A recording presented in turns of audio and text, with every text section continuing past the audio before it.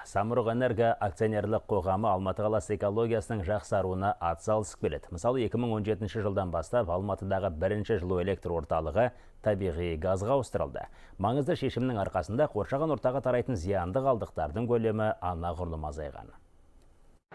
Бірінші жылу электр орталығы еліміздегі ең алғашқы станциялардың бірі. Бастапқы кезде станция шаһардың шетінде болатын. Жылдар өте қала дамып, айналасының бәріне үйлер салынды. Алматылықтардың жағдайын ойлаған Самұрық-энерго сол себепті көмірден бас тартып, газға көшеді.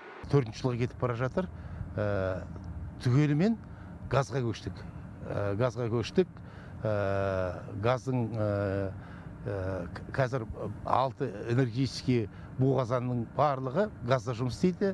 Содан кейін жаңағы водогрейный котел дегендері бар. Олардың барлықтары да керек кездерінде барлықтары газда жұмыс істейді.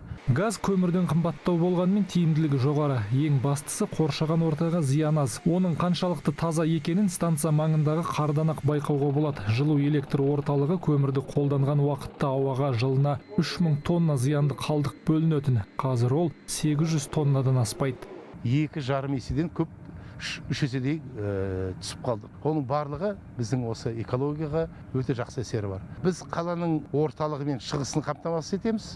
Жылумен электр қуаты жағынан біз 10%-ын біз қамтамасыз етеміз. Соңғы жылдары әлемде жасыл технологияларға ауысу үрдісі байқалады. Қазақстанда біртіндеп таза отын түріне көшіп келеді. Болашақта Самұрық-энерго компаниясы Алматыдағы өзіне қарасты 2-ші және 3-ші жылу электр орталығында табиғи газға ауыстыруды жоспарлап отыр. Ұлан Нарынбек, Радик Жақыпов, Хабар 24, Алматыдан.